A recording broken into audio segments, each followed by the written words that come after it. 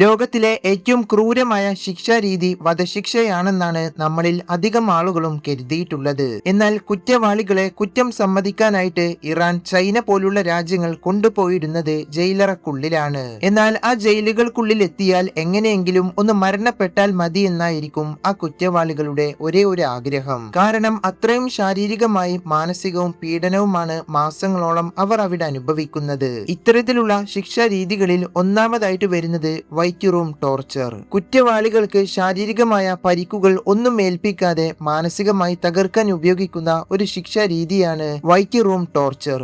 ഇറാനിലും വെനസ്വേലയിലും ഈ രീതിയിലുള്ള ശിക്ഷ വളരെ ജനപ്രിയമാണ്. ഈ രീതിയിൽ കുറ്റവാളികളെ പൂർണ്ണമായും വെളുത്ത നിറത്തിലുള്ള ഒരു മുറിക്കുള്ളിൽ അടച്ചിടും. ഈ റൂമിന്റെ 4 ചുവരുകളും തറ, സീലിംഗ് തുടങ്ങിയ എല്ലാ ഭാഗങ്ങളും വെളുത്ത നിറമായിരിക്കും. കുറ്റവാളിയെ പോലും വെളുത്ത വസ്ത്രമായിരിക്കും ധരിപ്പിക്കുക. ഈ റൂമിനുള്ളിൽ 24 മണിക്കൂറും ഉജ്ജ്വലമായ വെളുത്ത വെളിച്ചം തെളിഞ്ഞു നിൽക്കും. അതുപോലെ ഈ മുറി പൂർണ്ണമായും ശബ്ദ പ്രതിരോധമുള്ളതാണ്. ഇവിടെയുള്ള കാവൽക്കാർ റബ്ബർ ചെരുപ്പുകളാണ് ധരിക്കുന്നത്. അതിലൂടെ യാതൊരുവിധ ശബ്ദവും അതിനകത്തേക്കുണ്ടാകില്ല. ഉള്ളിലുള്ള പ്രതിക്ക് യാതൊരു ശബ്ദവും ഉണ്ടാക്കാനോ അഭ്യർത്ഥിക്കാനോ ഇതിനിടയിൽ കഴിയില്ല. എന്തെങ്കിലും സംസാരിക്കാനായി, ആവശ്യങ്ങൾ പറയാനായി വെളുത്ത കടലാസ് കഷ്ണങ്ങളാണ് ഇതിനായിട്ട് ഉപയോഗിക്കുന്നത്. തടവുകാരന് ഒരു ചെറിയ ജനാലയ്ക്കിടയിലൂടെ ഭക്ഷണം നൽകുമ്പോൾ അതും വെളുത്ത നിറത്തിലുള്ള പ്ലേറ്റിൽ വെളുത്ത നിറത്തിലുള്ള ഭക്ഷണമായിരിക്കും നൽകുക. ബാത്റൂമിൽ പോകണമെങ്കിൽ വാതിലിന്റെ അടിയിലൂടെ വെളുത്ത കടലാസിൽ എഴുതി അഭ്യർത്ഥിക്കണം. അതിനുശേഷമാണ് ബാത്റൂം തുറന്നു കൊടുക്കുക.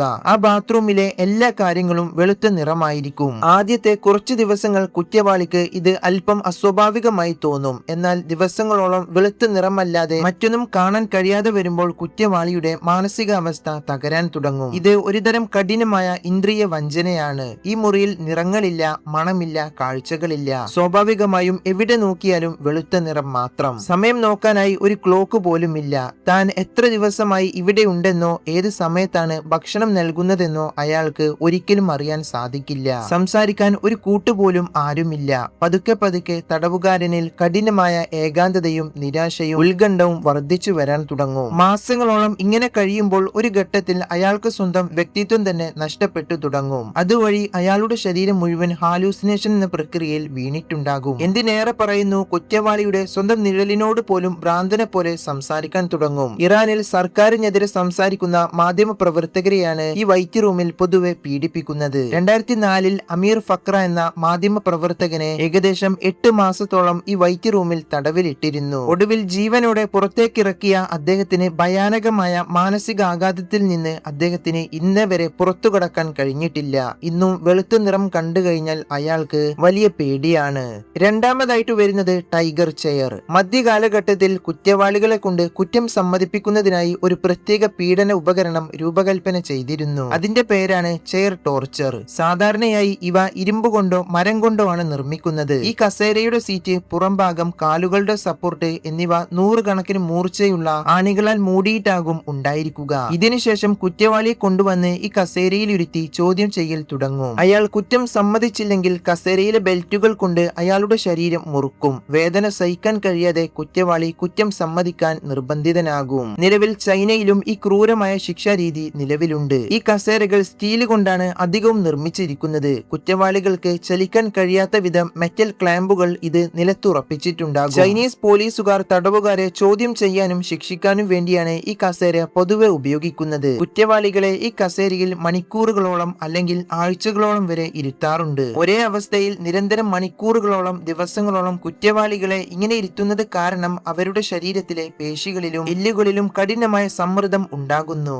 ഇതിന്റെ ഫലമായി പേശികൾക്കും എല്ലുകൾക്കും കേടുപാടുകൾ സംഭവിക്കുന്നത് പോലുള്ള ഗുരുതരമായ പ്രശ്നങ്ങൾ അതുവഴി ഉണ്ടാകുന്നു. ഇവിടെ നിന്ന് മോചിതനായി കഴിഞ്ഞാൽ ആ വ്യക്തിക്ക് പിന്നീട് നേരങ്ങത്തിൽ വേദനകൾ കൊണ്ട് നടക്കാൻ പോലും കഴിയില്ല.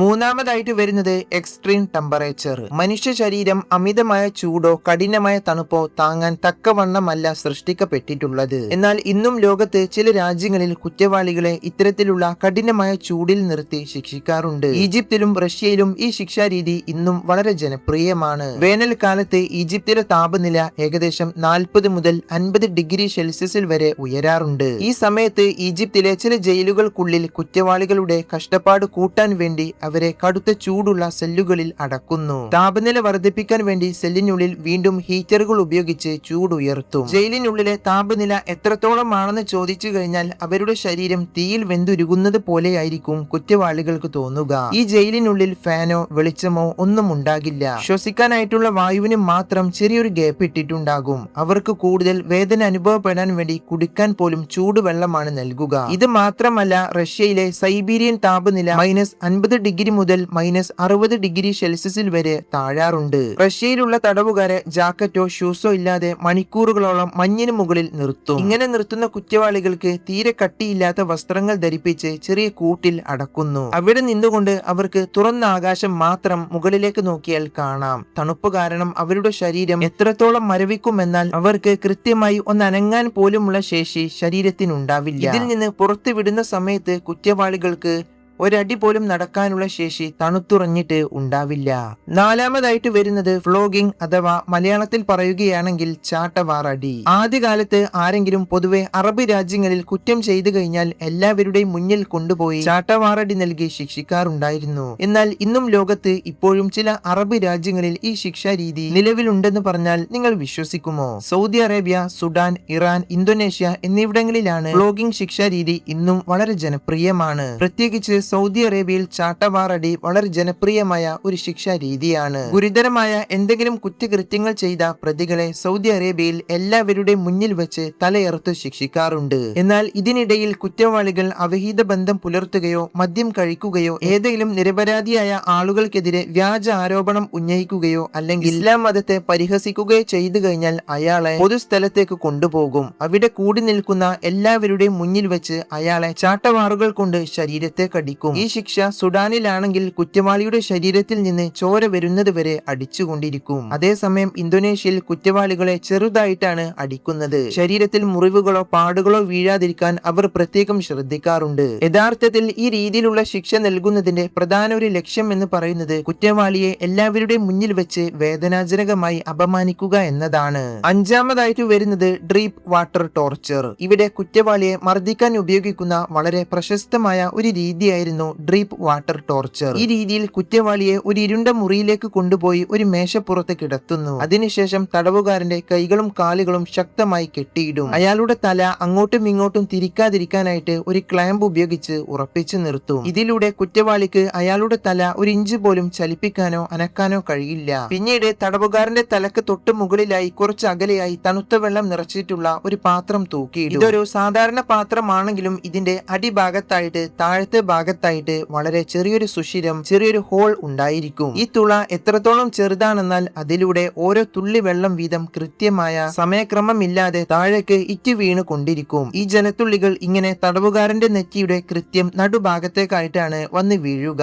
ആദ്യത്തെ 1-2 മണിക്കൂറുകളിൽ ഇങ്ങനെ വീഴുന്ന തണുത്ത ജലത്തുള്ളികൾ ഒരു വേദനയായിട്ടൊന്നും തോന്നുകയില്ല. എന്നാൽ സമയം മുന്നോട്ട് പോകുന്തോറും ഓരോ തുള്ളിയും വലിയ ആഘാതം സൃഷ്ടിക്കാൻ തുടങ്ങും. ഒരു ഘട്ടത്തിൽ ഓരോ തുള്ളിയും ഇടിമിന്നൽ പോലെ അയാൾക്ക് അനുഭവപ്പെടും. ആ വ്യക്തിക്ക് പതുക്കെ വേദന അനുഭവപ്പെട്ടു തുടങ്ങും. ഈ ജലത്തുള്ളികൾ ഇങ്ങനെ വീണ് വീണ് തലച്ചോറിലേക്ക് തുളച്ചു കയറുന്നത് പോലെ തോന്നും. എന്നാൽ യഥാർത്ഥത്തിൽ ഈ ജലത്തുള്ളികൾ ശാരീരികമായി യാതൊരു പരിക്കും ഏൽപ്പിക്കുന്നില്ല. പക്ഷെ എന്താണെന്നാൽ ഇത്തരമൊരു മർദ്ദനം ഏതാനും മണിക്കൂറുകളോ അല്ലെങ്കിൽ മാസങ്ങളോളം നീണ്ടു നിൽക്കും. തടവുകാരന് തന്റെ നെറ്റിയിലേക്ക് ഉറ്റു വീണുകൊണ്ടിരിക്കുന്ന ഓരോ ജലത്തുള്ളിയും നരകമായി മാറും. പതുക്കെ പതുക്കെ ഓരോ വെള്ളത്തുള്ളിയും ഒരു ചുറ്റിക കൊണ്ട് തന്റെ തലയിൽ അടിക്കാൻ വരുന്നത് പോലെ അയാൾക്ക് തോന്നാൻ തുടങ്ങും. കാരണം മണിക്കൂറുകളോളം അല്ലെങ്കിൽ ആഴ്ചകളോളം ഒരേ ഭാഗത്തേക്ക് ഇങ്ങനെ തണുത്ത വെള്ളം പ്രത്യേകം സമയപരിധിയില്ലാതെ വന്ന് വീണുകൊണ്ടിരിക്കുമ്പോൾ മനുഷ്യന്റെ തലച്ചോറ് വരെ ഇളകി പോകുന്നത് പോലെ തോന്നും. ഇതിനിടയിൽ കുറ്റവാളിക്ക് കൃത്യമായി ഉറങ്ങാനോ വിശ്രമിക്കാനോ സാധിക്കില്ല. കുറ്റം സമ്മതിക്കുന്നത് വരെ ഇത്തരമൊരു മർദ്ദനത്തിൽ നിന്ന് കുറ്റവാളിക്ക് മോചനവും ഉണ്ടാകില്ല.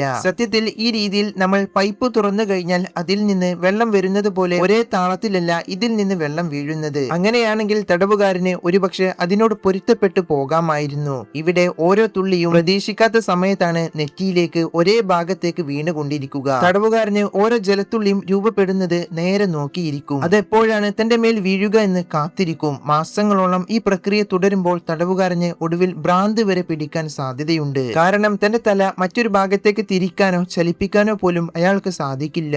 ആറാമതായിട്ട് വരുന്നത് സ്പൈസ് പണിഷ്മെന്റ്. മസാലയും എരിവുള്ള ഭക്ഷണങ്ങളെയും കുറിച്ച് പറയുകയാണെങ്കിൽ ലോകത്ത് എരിവുള്ള ഭക്ഷണം ഇഷ്ടപ്പെടുന്ന ധാരാളം ആളുകളുണ്ട്. എന്നാൽ ഇന്ത്യയിലെ ചില ജയിലുകൾക്കുള്ളിൽ തടവുകാർക്ക് ഏറ്റവും എരിവുള്ള മുളക് കഴിപ്പിക്കുന്ന ശിക്ഷ നൽകാറുണ്ടെന്ന് പറഞ്ഞാൽ നിങ്ങൾ വിശ്വസിക്കുമോ? എന്നാൽ ഇന്ത്യയിലും ഇതുപോലുള്ള ശിക്ഷാ രീതികൾ അവിടെയും ഇവിടെയും ഒക്കെ ആയിട്ട് നിലനിന്ന് പോരുന്നുണ്ട്. ഇങ്ങനെയുള്ള ശിക്ഷയിൽ കുറ്റവാളികൾക്ക് കടുത്ത എരിവുള്ള മുളക് മാത്രം ഉപയോഗിച്ച് പാകം ചെയ്ത ഭക്ഷണമാണ് 3 നേരവും നൽകുന്നത്. സാധാരണ ഭക്ഷണത്തെ അപേക്ഷിച്ച് ഇതിൽ അധികമായി മുളക് പൊടി വാരിയിടും. ഈ ഭക്ഷണം കൃത്യമായി വേവിക്കുക പോലുമില്ല. കുറ്റവാളികൾക്ക് ഇതേ ഭക്ഷണം രാവിലെ വെറും വയറ്റിലും ഉച്ചക്കും രാത്രിയും ഇത്തരത്തിലുള്ള ഭക്ഷണമാണ് അവിടെ നൽകുന്നത്. അതായത് ഇവർ മാസങ്ങളോളം വെറും എരിവുള്ള മുളക് മാത്രം തിന്നേണ്ടി വരും. എങ്ങാനും ഏതെങ്കിലും ഒരു കുറ്റവാളി ഈ ഭക്ഷണം കഴിക്കാൻ വിസമ്മതിച്ചു കഴിഞ്ഞാൽ അവനെ മർദ്ദിച്ച് ബലമായി ഈ മുളക് കഴിപ്പിക്കും. ഇതിലൂടെ കുറ്റവാളികൾ കൂടുതൽ കഷ്ടപ്പാട് അനുഭവിക്കാൻ വേണ്ടി ഇവർക്ക് കുടിക്കാൻ പോലും കൊടുക്കുന്ന വെള്ളം കഠിനമായ ചൂടുള്ളതായിരിക്കും. ഇന്ന് നമ്മുടെ ലോകത്തുള്ള പല രാജ്യങ്ങളിലും വ്യത്യസ്തമായ പല ശിക്ഷാ രീതികളും നിലനിൽക്കുന്നുണ്ട്. അപ്പോൾ നമ്മുടെ വീഡിയോ ഇവിടെ അവസാനിപ്പിക്കുകയാണ്. വീഡിയോ കണ്ടപ്പോൾ നിങ്ങൾക്ക് തോന്നിയ അഭിപ്രായങ്ങളും നിർദ്ദേശങ്ങളും ഒക്കെ ഒന്ന് കമന്റ് ചെയ്യുക. അപ്പോൾ അടുത്തൊരു ഇൻട്രസ്റ്റിംഗ് ആയിട്ടുള്ള വീഡിയോയുമായി കാണാം. ബൈ.